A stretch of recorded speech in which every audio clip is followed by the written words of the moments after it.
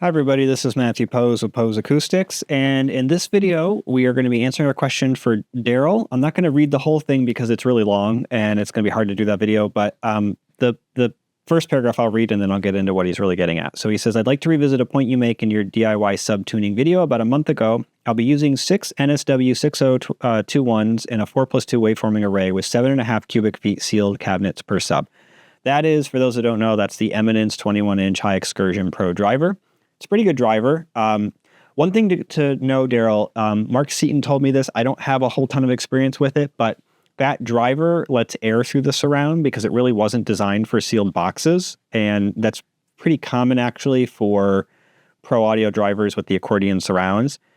And so when pushed to the limits, they start to make some distortion sounds that they're not harmonic. So they don't necessarily show up in measurements, but you'll hear it.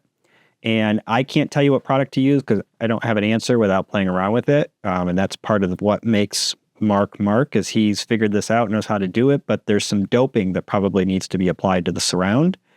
And then you would actually have to reanalyze the drivers because it would change its performance by doing that. But that's what's needed to keep the stuff from coming out, the air from coming through the surround like that and making that noise. Anyway, 7.5 cubic feet, it's a big box. Whether that's the right box for optimal damping, I don't know because I never modeled it, but let's just assume you got that right. Your room is 2,200 cubic feet, well sealed. You expect to have pretty good room gain. I'm sure it'll be good. You then go on to basically say, in WinISD, you can model PEQs, but you can't model shelf filters. And so you went ahead and tried doing a PEQ filter at the upper end of the response. So basically what you did was the response probably had this sloping down response towards low frequencies. You made the upper end response go down by applying something at 195 hertz with a Q of 0.47, so extremely low Q, at minus 12 dB instead of doing the opposite. And you said, is that good enough? Is that acceptable instead of doing the shelf filter? So my answer would be no. I don't think that is a good alternative. So a shelf filter is very different so a PEQ filter is better described if you're trying to understand it in terms of shape as a bell curve filter or a bell filter. And so what you're doing is applying, yes, it's the portion of the PEQ that you're applying is doing something similar to the shelf. You know what? I'm going to take that back.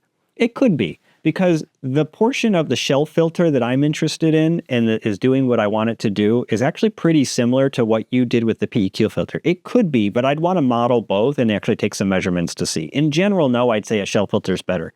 But a bell curve if you took half of a bell curve, you've got that shape to it, right? With that kind of curvy shape, looks a little bit like an S. And that's what you've done to reshape the response of the woofer. And in the case of a shelf filter, it also has kind of a curvy shape to it. So it's not a literal shelf. If you look at it over a wide enough bandwidth, it is a shelf that's going up and down. But what you have is that if you look at that shelf filter, you've got a crossover point, which is the point at which the filter goes from this rising response to declining response, let's say. And so if we pick that response to be at the right frequency that it needs to be for this to work, for the sake of argument, it's, 50 hertz. Then what's going to happen is down a couple of octaves, it's not going to be a shelf. It's actually going to be rising at whatever the order is of that filter, first order, second order rise. So either 6 dB per octave or 12 dB per octave. So that at a certain point down lower, where the shelf actually becomes a shelf, you're going to have that many dB difference between where it is at the crossover point. So let's just say it's a 12 dB, because you did 12 dB for yours. So let's just say we did a 12 dB shelf filter, and we did it at 50 hertz. Then what that means is it's about 2 octaves below that, you're going to have the shelf start to become a shelf where it's going to be 12 dB up. But then you're going to have this 6 dB per octave rise to get there. So it's, like I said, 2 octaves, 6 dB per octave till we get to 12 dB. And then it's going to become a shelf, right? And then everything below that is going to be 12 dB up, but it's not going to keep rising. And the nice thing about that is we don't necessarily want to keep increasing the response down lower and lower and lower, because then what happens is that you're going to hit the Xmax of the driver at really low frequencies with this like infinite amount of boost kind of thing. But what we do is we do have rising boost happening that's counteracting the natural 12 dB per octave roll-off of the subwoofer.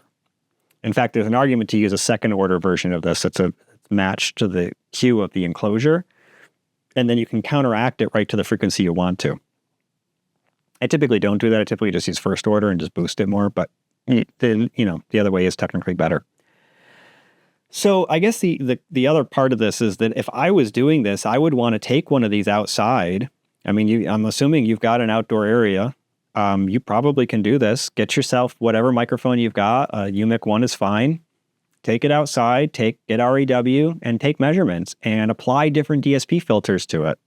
Because something like, most of the DSP amps you have are going to have shell filters built in. If you're using a mini DSP, that's going to have it. I'm trying to see if you said anywhere. Doesn't say. Well, let's just assume you're using like a Behringer amp or something. That's pretty common, right? So the Behringer amp has DSP built into it.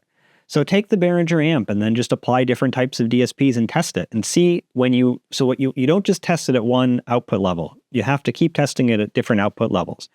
So you run a sweep or pink noise, doesn't really matter.